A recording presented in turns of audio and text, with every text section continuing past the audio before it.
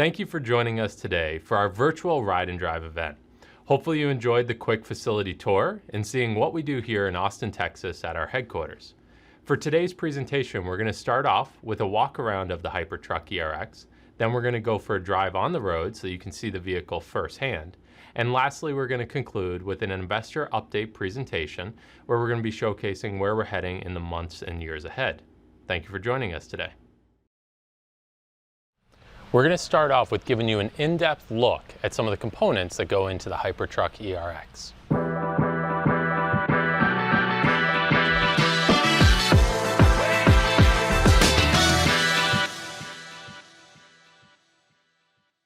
So this truck's architected just like a normal electric truck. You've got batteries mounted along the frame rails, you've got e-axles on the rear of the vehicle, but the big difference here is that we have a power plant on board the truck to charge the batteries as you're driving.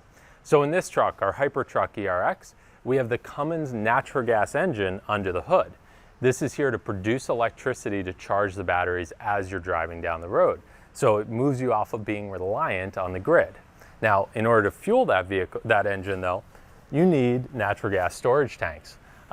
So on the back of cab here, we have 4 natural gas compressed tanks that will feed fuel into the engine as you're going down the road. And this will give you about 1,000 miles of range out of the vehicle. But then once you produce the electricity, that's then fed into the battery packs, which are mounted along the side frame rails here. We've got battery packs on either side of the truck. And then the batteries are there to be the main supplier of energy into the e-axles. So if we come around the rear of the vehicle here, you can actually see the Meritor e-axle. This is a dual speed axle, so around 25-30 miles per hour, you'll actually shift into a higher gear. And this allows you to have instant torque when you're at low speeds, but also strong torque at high speeds as well. Now, when you think about our roadmap of how this vehicle is going to evolve, the things that we've just looked at, the e-axles, the battery pack, those are going to stay the same. The thing that really changes is the generator under the hood, as well as the tanks. So as we think about evolving into hydrogen, we'll replace the natural gas storage tanks with hydrogen storage tanks. And then for the generator, in our 3-stage approach, we're going to move from the Cummins engine to the fuel agnostic generator, and then eventually to a fuel cell. So now that you've seen the vehicle up close, now we want to show you what it's actually like for a driver inside the cab as they're driving down the road. So we're sitting in one of the Hypertruck ERX early development vehicles. As you can see from inside the cab, it looks very similar to a conventional diesel truck. This is actually one of the benefits of Hyliion, is it's simple for a driver to be able to jump in and know how to drive this truck. So with that, we'll get started. So just like in a diesel, you got to release your parking brakes.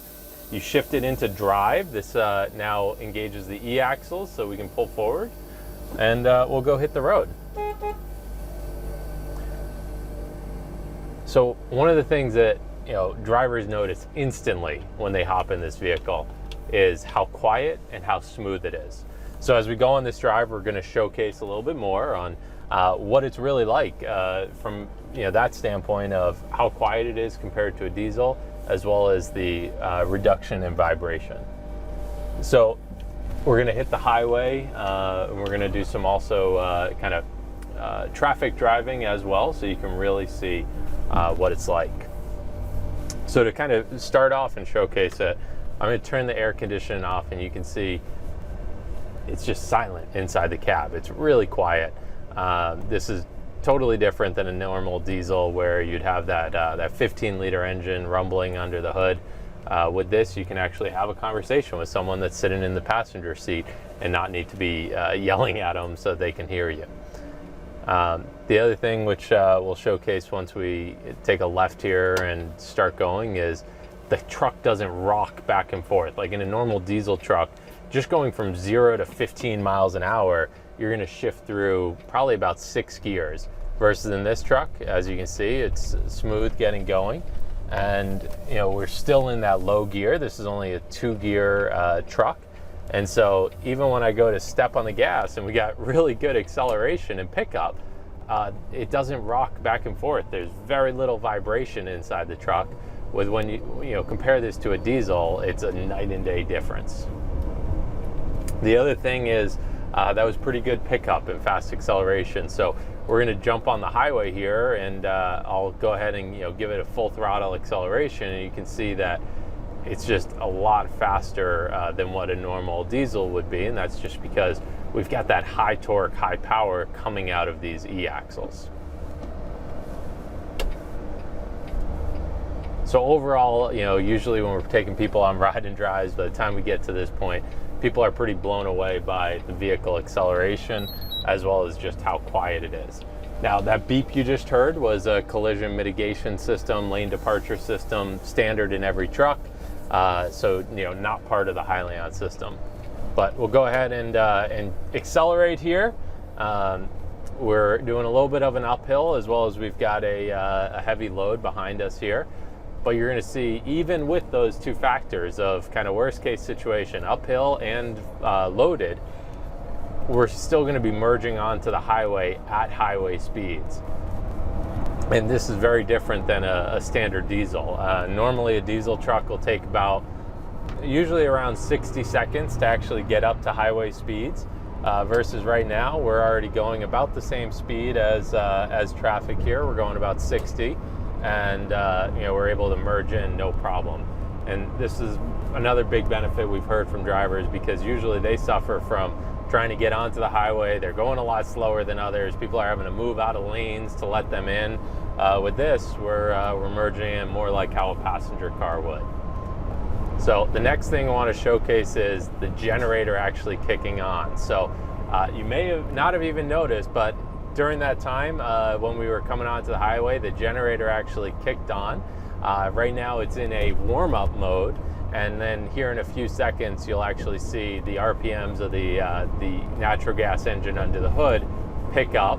It just went ahead and did it right there, and now we're actually starting to charge the battery pack. So we have this truck set where as it gets below 50% state of charge, that generator automatically kicks on and will start charging the batteries, and that's what the vehicle is doing right now. And so you can see we're putting about 220 horsepower of electricity back into the battery pack to charge it up, and that's going to act as a trickle charge. So our batteries will stop depleting, and now they're going to actually start gradually charging as we're going down the highway. And the goal is that the generator will be producing a little bit more electricity than what you need for standard vehicle operation. And so that way, you're just going to start charging the batteries ever so slightly. But from a driver's standpoint, as you go to hit an uphill like we're about to right now, it will pull the power both out of the generator as well as any additional power needed. It'll pull out of the battery pack. And then conversely, if we're going downhill, it will actually use the generator to charge the batteries while we're also doing regen braking and putting electricity back into the battery pack through the e-axles as well. So truly set up as a seamless system here from a driver's standpoint. As you saw, I didn't even need to turn the generator on, and then when the batteries start getting a little bit more full here, the generator will automatically kick off on its own and we'll go back into EV driving. And then as someone just pulled in ahead of me, let off the gas, and we were able to capture all of that energy back into the battery pack through that regen braking. And this is actually one of the features that we allow the driver to control, that regen braking level. Up on the tablet here, you can go from being in a low, medium, or high regen intensity, which that basically means when the driver lets off the gas, it determines how much power we're going to capture and how much it's going to slow down the vehicle. So we are in a high regen load. So that means when I do let off the pedal, we're able to slow the vehicle down more than a lower regen mode. So next we want to showcase just how quiet this vehicle is. So normally diesel trucks are extremely loud when you're going to accelerate and bringing them up through the gears to get it up to speed. You can see I just went full throttle in the truck, and it's still virtually silent inside the vehicle. You can have a normal conversation with someone. This is going to make it a lot easier for a driver to just enjoy the time they spend in the truck, because they're not having to listen to a diesel engine rumble all day long. And so as you can see on the screen, we did a comparison of the decibel level inside of the Hypertruck ERX, driving on EV mode as we go to accelerate, compared to a diesel truck and its acceleration with the same amount of cargo behind in the trailer, and how noisy that is. So another big feature that we hear from drivers all the time as to what they're really looking forward to when they get behind the wheel of this semi.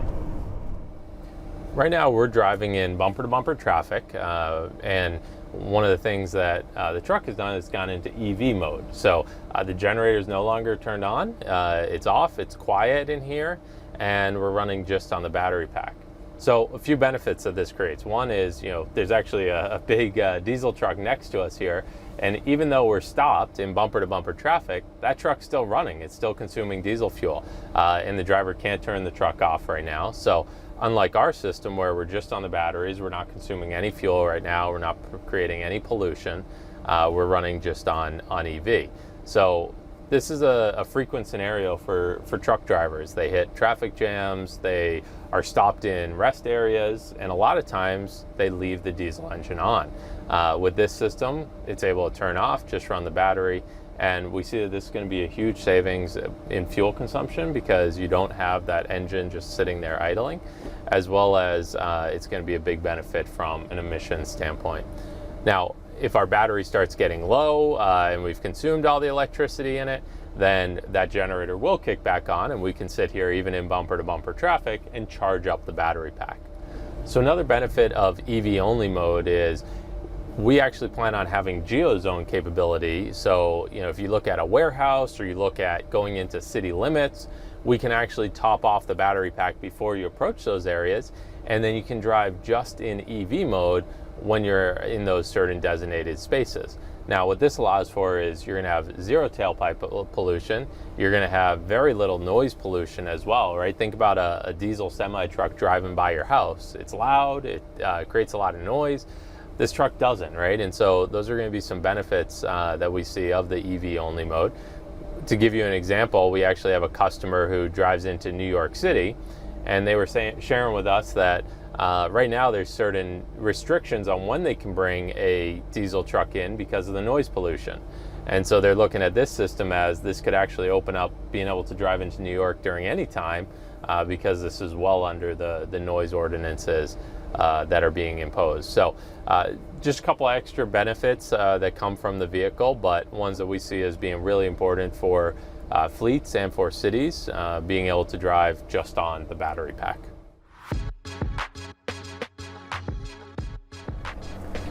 So as we're heading back to the headquarters here, I just want to conclude with just sharing a little bit about what we've heard from drivers and fleets that we've had come in and actually take these vehicles for a spin. And honestly, the feedback has been fantastic. Drivers love it. They get in and instantly realize how big of an improvement there is over a standard diesel. The quiet aspect of the truck, the low vibration, and then obviously the instant acceleration. That's what really stands out to people.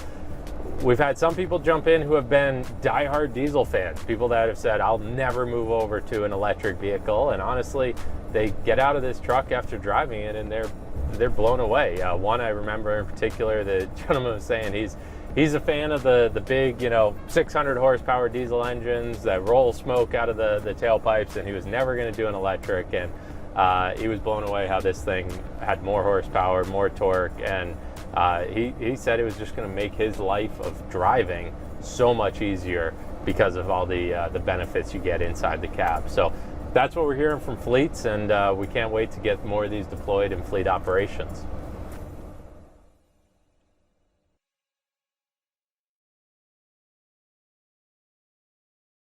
Hopefully you enjoyed the drive inside the Hypertruck ERX and getting to see the benefits of this technology firsthand. We'd now like to jump into an updated investor presentation where we're going to showcase some of where we're heading here at Hyliion. For any of you who are newer to the story, I'll start off with our mission, which is to be the leading provider of electrified solutions for the commercial vehicle industry. And with that, our whole focus is we want to become Earth's most negative company because we're bringing forward emission savings and emission reducing technology to the transportation sector, which is the #1 polluter of GHG emissions globally. And as you can see from the bottom of this slide deck, we have the potential to have a huge impact on global emissions. So next to showcase just how the trucking industry is structured. And there's no doubt there's a global shift happening to move to electric transportation, but we see it breaking into two different buckets. You're gonna have plug-in electric vehicles for short haul final mile type applications. And then you're gonna have electric range extender vehicles for over the road long haul trucking. And that's our focus. That's where Hyliion is bringing solutions forward.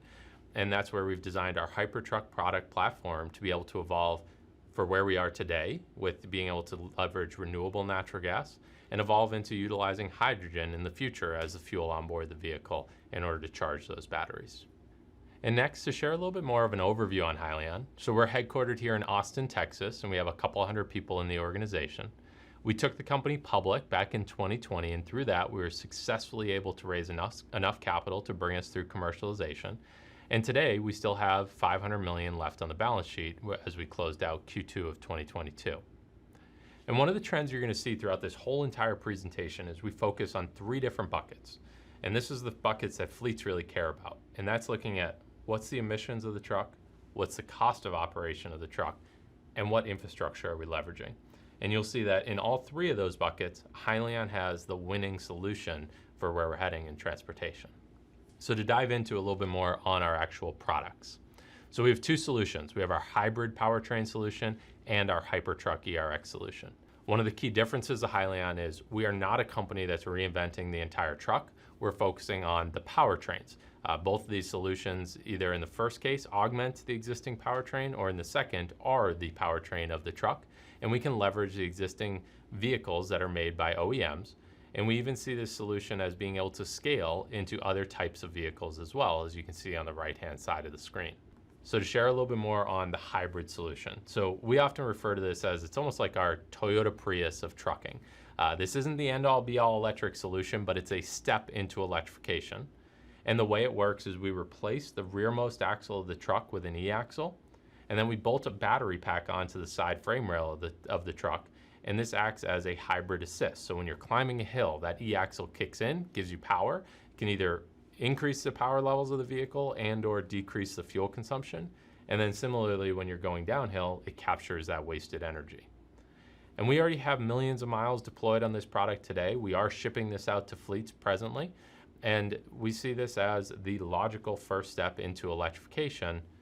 But on the next slide, this is really our core product and what we see as the end-all be-all solution for long-haul trucking, which is our Hypertruck platform.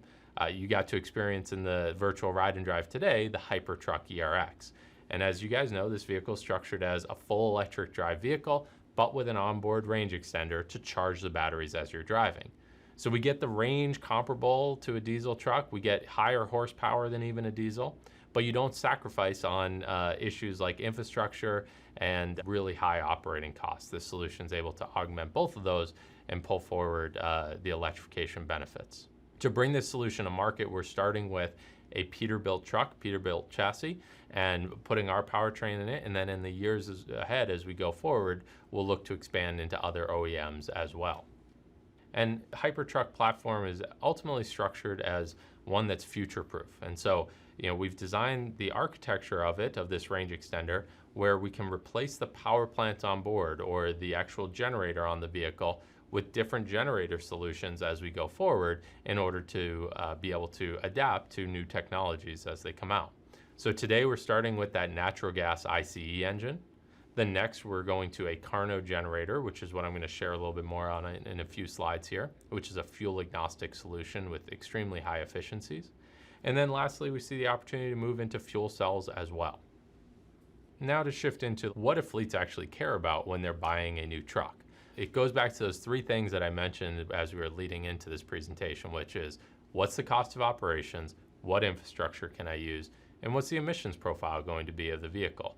So when a fleet's making a buying decision, these are the three things they're considering as they're looking at hydrogen fuel cell trucks, BEV plug-in trucks, as well as solutions like the Hypertruck ERX. So on the next few slides, we're going to do a comparison of those different solutions head to head and how they perform in each three of these buckets. To start it off at the high level, we said, well, why don't we just do a trip from LA to Dallas, simulate what it would be like for a fleet who's operating a vehicle under these conditions, and is it going to work for them, or what are the hurdles they're going to face? So we did a comparison of what's the fuel cost, what's the emissions, how many stops are you going to need to make, and how much time are you going to spend while you're refueling the vehicle. And then lastly, how many stations you're going to pass along the route. And so one of the most interesting things is we found that, there are stations to be able to refuel or recharge all three of these vehicles out in LA. But the only solution that actually has refueling opportunities along the route is natural gas. And that's a big differentiator, because with a BEV plug-in or a hydrogen fuel cell, once you run out of the range of the vehicle, you're not going to be able to refuel. And then as we looked at the fuel costs as well as emissions, you can see that the Hyliion Hypertruck ERX pulls forward the strongest benefits of all three of these solutions, and much stronger than diesel as well. And then when we look at the stops, the fueling time, and the number of stations, we're comparable to what we're seeing on the diesel end, so you're not sacrificing anything while you're still pulling forward these benefits of electrification. Share a little bit more on the actual fuel cost. So this is probably the number one question that fleets ask is, what's it really going to cost to operate this truck? And as you can see, diesel prices have recently risen a pretty substantial amount. Hydrogen costs are still extremely high, nearly double the cost of diesel. BEV recharging, it fluctuates a lot based on what your electricity cost is per kilowatt hour, but it's going to be around the cost of operating a diesel. But then as we look at the Hypertruck ERX, we can leverage extremely low cost natural gas refueling. We're seeing that fleets are buying their fuel for around $1 per diesel gallon equivalent when they're setting up multi-year purchasing contracts with their providers. So a huge cost benefit, about a quarter of the cost of what it takes to refuel a diesel truck. Then next, we'll cover a little bit on the actual emissions. So we think the right way to look at emissions is well to wheel, not just focusing on what the tailpipe emissions are of the vehicle, but actually looking at where did this fuel come from and what emissions came from producing that fuel. So as you can see, when we look at hydrogen, most hydrogen production is actually pretty pollutive and can, in many instances, be more pollutive than operating a diesel truck. Then when you look at electric plug-in, while there is some electricity that's zero emissions if you're using wind or solar or hydro, much of our electricity still comes from coal-fired power plants, nuclear, and even natural gas power plants. And then lastly, when you look at renewable natural gas and the fuel that we can utilize on board the Hypertruck ERX, it actually has the ability to be net carbon negative or below zero from an emission standpoint. And the reason that we're able to achieve that is because with RNG, renewable natural gas, it's basically a process of capturing emissions coming off of landfills and dairy farms or wastewater treatment plants, and actually using that as a fuel on board the vehicle to charge the batteries. So effectively, you're using pollution in order to produce electricity, and that can provide that net carbon negative opportunity. And on the right-hand side, you can see that RNG is the majority fuel source that's sold at natural gas stations and is growing rapidly. And then lastly, to touch on the stations that are out there. So you can see the renewable natural gas and CNG network is built out. There's over, there's stations all over the United States. When you compare that to hydrogen and electricity, there are only a handful of refueling stations. But we wanted to look at it one step further and actually look at, well, what does it take to put in more and more stations? You can see natural gas is already set up. The whole ecosystem's there. But with hydrogen, you actually need to go all the way back to producing more green hydrogen. You need to solve the transport of hydrogen on board vehicles as well as build new stations.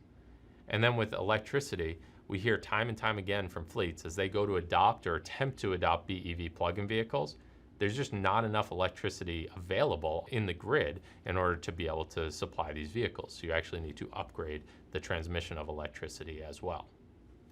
So next, shifting into a little bit more on the Carno Generator. So this is an acquisition we announced in August of 2022. This is a technology we're going to be acquiring out of GE and specifically their aviation and additive business. And it is a linear generator technology that can produce electricity at extremely high efficiencies, doing it fuel agnostic and also pulling forward significant emissions benefits. So we're targeting over 20 different compatible fuels, about a 20% expected increase in efficiency over a standard generator, and then emissions that are very strong even when running on conventional fuel sources. And so to touch on those fuels, you can see we can run on hydrogen, natural gas, conventional fuels, and even alternative fuels that aren't commonly thought of as being the solution for transportation, but who knows where things will go in the future, and maybe we will see opportunities for those. But the one thing I want to highlight, which I think is key to this Carno technology, is that We expect that it will be able to achieve both current and any future standards that CARB and EPA are going to be pulling forward from an emissions standpoint.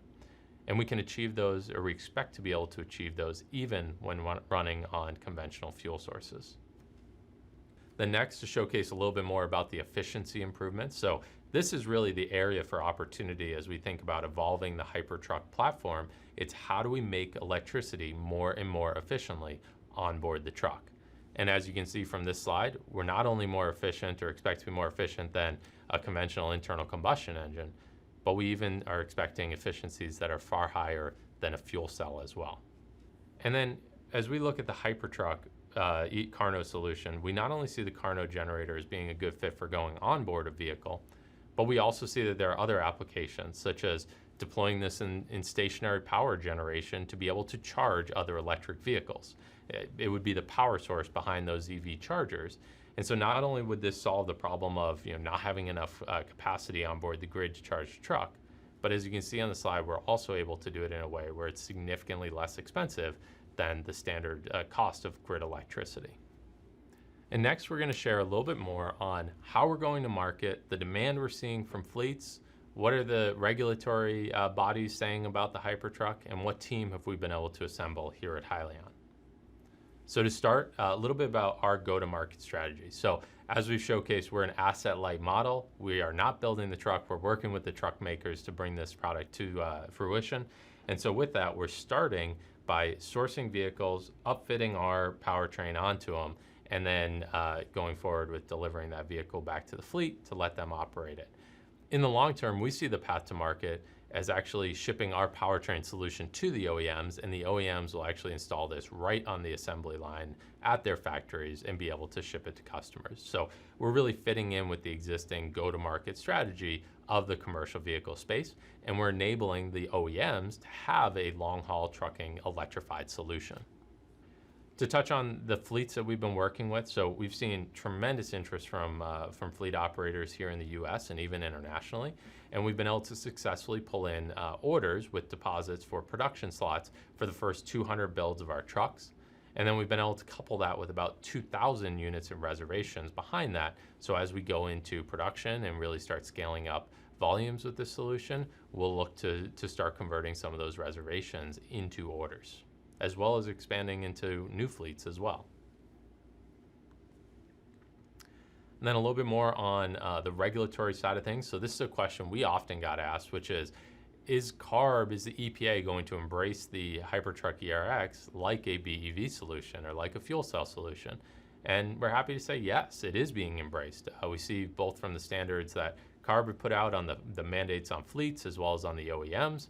We're qualifying for those credits, and under the Inflation Reduction Act, we're going to be able to qualify for tax credits for fleets as well. So this is being embraced as a logical solution for going forward. And then to touch on the team that we've been able to assemble here at Hyliion, as well as our board of directors. So we bring a tremendous amount of knowledge both in commercial vehicle space, new technology space, government relations. It's really a wide breadth of experience and knowledge that we've been able to assemble here, both on a governance standpoint from our board of directors, as well as from an execution standpoint within our management team. And next, we'd like to touch on a little bit of the milestones and financials that we've shared in the past. So first, on the milestone side of things, back in Q4 of 2021, we had come out with this table, which showcases what milestones are we going to hit over the years ahead. And I'm happy to share that over the last 3 quarters, we have been on track with each one of those milestones and continue to check off the boxes as we go forward here. And we'll look to be able to check all of these boxes as we move into the commercial launch of the Hypertruck ERX in late 2023. And then on this slide here, you can see some of the financial updates that we gave in our Q2 2022 earnings call. And once again, reiterating that strong cash position of $500 million on our balance sheet. So to conclude, there's really 2 ways of looking at the Hyliion story. One is looking at the company itself, and then the second is looking at the products that we bring forward. And we believe we have a strong solution in both of those buckets. So our company is structured where we have a strong cash position. We're bringing forward an asset-light model, so we have the capital we need to go through commercialization, and we're seeing very strong customer demand in our products. And then our products are able to achieve the strongest performance in all three of those buckets that we've been reiterating through this presentation of the lowest operating costs, strong emissions profiles, as well as leveraging existing infrastructure and being structured to be future-proof as fuel sources continue to evolve going forward. So with that, that concludes our presentation, and we'd now like to open the call up to any Q&A.